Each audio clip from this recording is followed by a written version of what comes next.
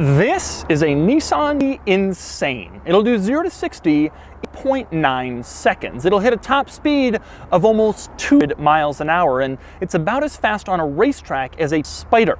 It's also the most expensive Nissan ever. A new one of these starts at around $180,000 for a Nissan. That sounds absolute to make sense when you really check it out. So today, I'm gonna do just that. I've borrowed this GTR Nismo from CNC Motors here in Southern California. CNC has basically the coolest selection of exotic cars you will ever see in one place. An incredible inventory with seemingly no amazing stuff in their showroom. You can check out CNC by clicking on the links below. But even with all of those cars in mind, the GTR Nismo is faster than almost all of them. So here's the deal. The GTR was originally called GTR, and it was loved by car enthusiasts throughout the 1980s and the 1990s, but Nissan never sold the Skyline GTR. Nissan finally brought us the GTR in 2009, and it came out with an 80 horsepower twin-turbo V6.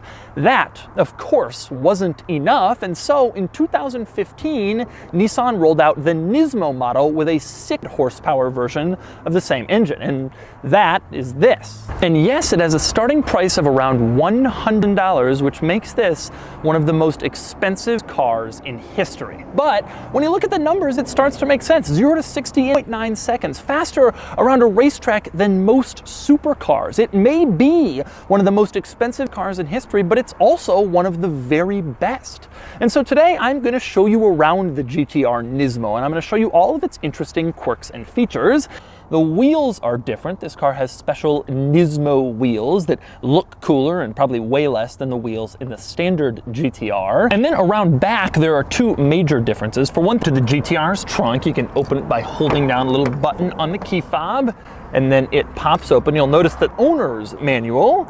And there's one rather quirky item I found inside the owner's manual. On page 5-18, it gives you a little diagram for how not to hold the shifter, and then another one for how to hold the shifter. Now, at quick glance, they might look identical to you, but in the do not diagram, the person's pinky is at the bottom of the shifter. Now, I tried to hold it that way, and what happens is your pinky gets caught and it hurts. Don't do that. Maybe follow the instructions in the owner's manual. They must have had some issues with that, hence the little diagram. The other cool thing in the back of the GTR is the brake lights, the tail lights, the four circles. This has been a hallmark of the Skyline GTR, and now the GTR, for 4 years now, and I'm so glad that when they brought the GTR to the US, even though it was a totally new design, they kept these 4 circles. It is one of the tail light in the entire car industry, and few vehicles have tail lights as the GTR. But while I love those taillights, a couple of items that I don't like. One out of basically every other Nissan. Softer, softer, softer, softer, louder, louder, softer, softer. Ah, yes. Softer, softer, louder, louder, softer, softer. Ah, yes. Softer, softer, louder, louder.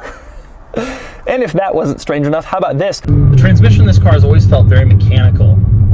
It gives kind of a robust, like confident feeling to it, because you feel like it really is overbuilt, but it's not anywhere near as smooth as DK or the transmissions in cars like that. That's kind of the intent, though. At low speeds, the car itself just kind of feels very mechanical. You can hear a lot of stuff going on, you can feel a lot of stuff, it clunks, and some people complain about that, but I think that's kind of a hallmark of the GTR. This is not the refined supercar that a Ferrari or a Lamborghini is. It's just about the brute force and the power.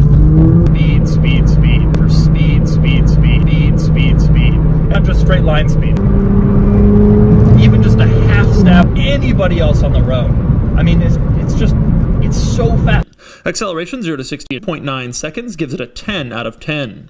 Handling, it's incredible at the limit with tons of grip and amazing precision, and it gets a 9 out of 10. Fun factor is strong. It's a joy to drive, but also a bit too rough around the edges, and it gets a 5 out of 100. And here's where it stacks up against other cars from this era and price point.